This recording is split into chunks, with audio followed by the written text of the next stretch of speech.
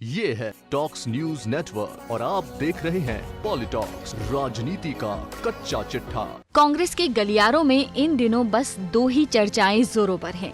एक तो ये कि लोकसभा में कांग्रेस को कितनी सीटें आएंगी, दूसरी परिणाम के आधार पर क्या मंत्रिमंडल और पार्टी संगठन में बदलाव होगा। सूत्रों की माने तो लोकसभा परिणाम आने के बाद राजस्थान सरकार और कांग्रेस संगठन में फेरबदल देखने को मिल सकता है। ये हम नहीं कह रहे, बल्कि इस बदलाव के संकेत खुद राजस्थान प्रभारी महासचिव अविनाश पांडे ने दिए हैं।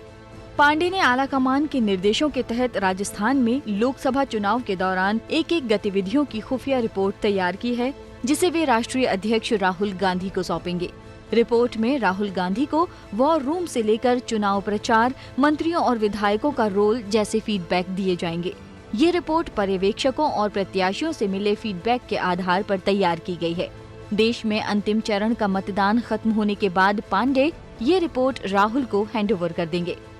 रिपोर्ट आने के बाद राहुल गांधी अपने लेवल पर इसका मंथन करेंगे। उसके बाद प्रभारी अविनाश पांडे, सीएम अशोक गहलोत और पीसीसी चीफ सचिन पायलट के साथ सरकार और संगठन के बीच बेहतर तालमेल को लेकर चर्चा होगी।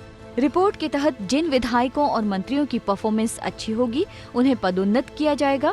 वहीं जिन्होंने भीतरघात किया उनके खिलाफ कड़ा एक्शन लेते हुए अनुशासनात्मक कार्रवाई किए जाने के पूरे आसार हैं।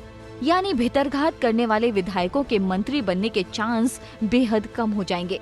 मंत्रियों पर मंत्रिमंडल से बाहर होने की तलवार भी लटक सकती है। अगर प्रभारी के संकेतों को समझा जाए तो यही निकलकर सामने आ रहा है कि गहलोत मंत्रिमंडल में फेरबदल या विस्तार तय है। परफॉर्मेंस देने वाले विधायकों को मंत्री बनाया जाएगा और नहीं देने वालों को हटाया जाएगा। हालांकि मंत्रिमंडल में फेरबदल और विस्तार में इतनी जल्दबाजी नहीं होने की बातें भी सामने आ रही हैं। ऐसे में अंदेशा यही है कि ये फेरबदल दिवाली तक हो सकता है। ये भी माना जा रहा है कि मंत्रियों की फेहरिस्त में कई नए चेहरों को भी शामिल किया जा सकता है। वहीं कुछ मंत्रियों के विभाग बदले जाने के आसार हैं।